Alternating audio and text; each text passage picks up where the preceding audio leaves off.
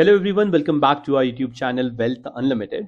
आज की इस वीडियो में हम डिस्कस करने वाले हैं the current situation of the Indian stock market as well as हम डिस्कस करेंगे the macros and the geopolitical issues arising due to Iran and US war.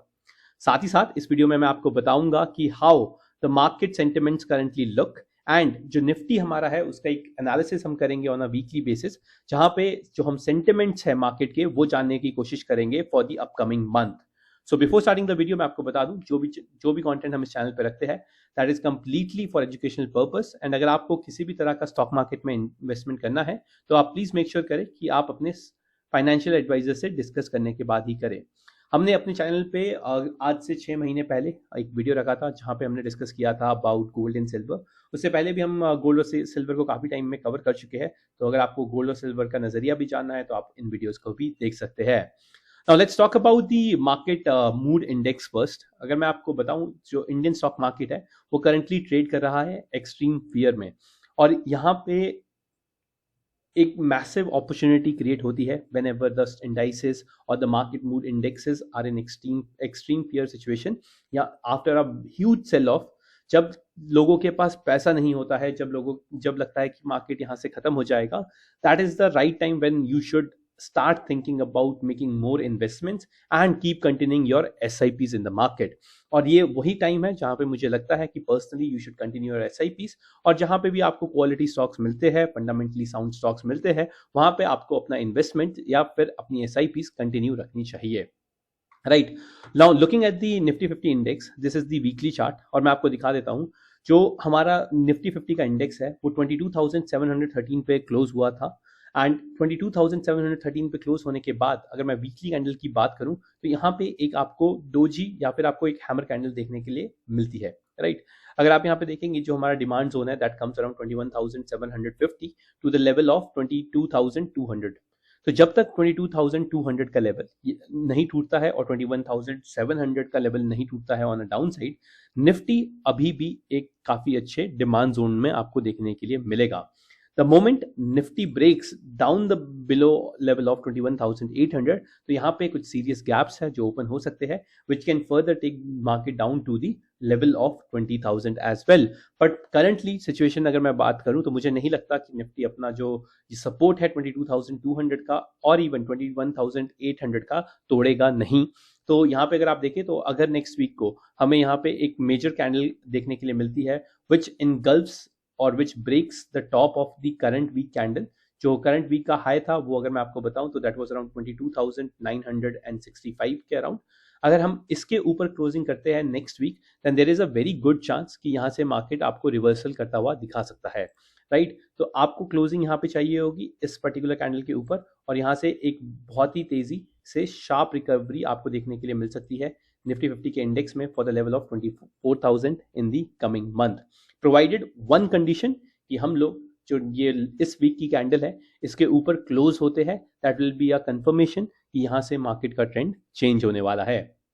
Right similarly मैं बात करता हूँ क्रूड ऑयल की, तो अगर आप यहाँ पे देखिए तो when after the statement of president of US Donald Trump, यहाँ पे काफी अच्छा अपरन देखने के लिए मिला है यूएस की क्रूड ऑयल में।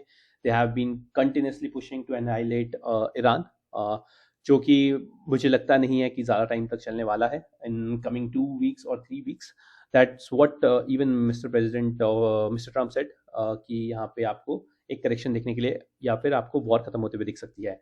The moment war goes off और the moment strait of Hormuz start opening up, crude के प्राइसेस भी आपको गिरते हुए दिख सकते हैं, मार्केट के सेंटिमेंट्स आपको इंक्रीज होते हुए दिखाई दे सकते हैं। Now coming back to the Indian market and अगर मैं बात करूँ तो this is the Nifty as well as the Indian market indexes, जहाँ पे उनकी मैं आपको करंट सिचुएशन दिखाऊंगा लास्ट 1 वीक की, हाउ दे हैव रिएक्टेड। तो अगर आप देखेंगे तो निफ्टी आईटी का सेक्टर है which has been continuously underperforming from like last 1.5 years। जब से एआई की बात स्टार्ट हुई है निफ्टी आईटी ने काफ़ी मेजर सेल ऑफ देखा है, बट लास्ट वीक यहाँ पे एक आपको बाउंस देखने के लिए मिला है 3% का इन टोटल इंडेक्स। और इस टोटल इंडेक्स की अगर मैं बात करूँ तो इसमें आपको परसिस्टेंट और कोफोर्ज लीड करते हुए दिखाई दिए है। However, Infosys, LTM, TCS is also gaining up its market presence. साथ ही साथ अगर मैं बात करूं तो निफ्टी मेटल्स अच्छा दिखता है। निफ्टी माइक्रो कैप का इंडेक्स है वो यहाँ पे 2.27% आपको इंक्रीज होता हुए दिखा। Now now to note this, आपको यहाँ पे देखना चाहिए कि जो निफ्टी 50 का इंडेक्स था दैट वाज -0.47% डाउन। हाउएवर जो निफ्टी स्मॉल कैप 100 है और निफ्टी माइक्रो कैप 250 इंडेक्स है that has shown strength in last 1 week despite the major sell off coming from the foreign institutions. यहाँ पे अगर आप देखें तो ऑलमोस्ट 1 लाख करोड़ की सेलिंग हो चुकी है और उसके बाद भी जो एब्जॉर्प्शन है which is done by the DIIs और जो मार्केट में जो मनी शिफ्ट हो रहा है वो कहीं ना कहीं ये दर्शाता है कि जो कंपनीज है, जो इंस्टीट्यूशंस है, वो हैवी और बिग इंडेक्स से मूव होते हुए at present small cap, micro cap या मिड कैप स्टॉक्स की तरफ जाते हुए आपको दिखाई दे रहा है, राइट। एंड अगर मैं यही इसी चीज को मैं कन्वर्ट कर देता हूँ 6 महीने में, तो आप देखेंगे कि Nifty metal, Nifty PSU banks, commodities have been only outperforming. The rest, the complete indices have seen a major shortfall, right? Nifty next 50 भी आपका यहाँ पे 10% से डाउन था एंड निफ्टी स्मॉल कैप यहाँ पे आपका अगर आप देखें तो 10% से डाउन है और Nifty 50 and 200 is also down by 8 to 9%। तो यहाँ पे एक अच्छी करेक्शन आपको देखने के लिए मिल गई है। दो मार्केट्स में अनसर्टेनिटीज है जिसके वजह से आपको मार्केट थोड़ा वॉलेटाइल दिख सकता है, but in my opinion you should continue do your investments, you should keep making positions in the high value and good fundamental stocks. और यहाँ पे आप लोगों को चीजें चेंज होते हुए दिखाई दे सकती है, right. So there are what I have told is कि यहाँ पे जो मेजर इश्यूज है आपको देखने के लिए मिल रहे हैं वो है US ईरान वॉर का। एक बार अगर ये वॉर खत्म हो जाती है या फिर कोल्ड वॉर में या रेगुलर न्यूज हो जाती है तो आपको यहाँ पे इमीडिएटली एक अप स्पाइक देखने के लिए मिल सकता है, वी शेप रिकवरी देखने के लिए मिल सकती है। ईरान अगर आने वाले हफ्तों में स्टेट ऑफ हॉर्मुज को कम्प्लीटली ओपन कर देता है तो यहाँ पे आपको अगेन मार्केट में एक बड़ा मूवमेंट देखने के लिए मिल सकता है। जो हमारा ब्रेंट क्रूड है वो अगर 112 डॉलर सॉरी $112 से नीचे आता है, 100 के नीचे क्लोज होता है, then again a very good opportunity. Okay, now discuss about what looks good in the market. So if you are planning to do investments, then definitely mid cap and small cap mutual funds are ideal. And उसमें भी like आप लोग अपने financial adviser से discuss करते हैं। Otherwise Motilal Oswal mid cap, Bandhan small cap, SBI small cap, these kind of mutual funds looks good, right?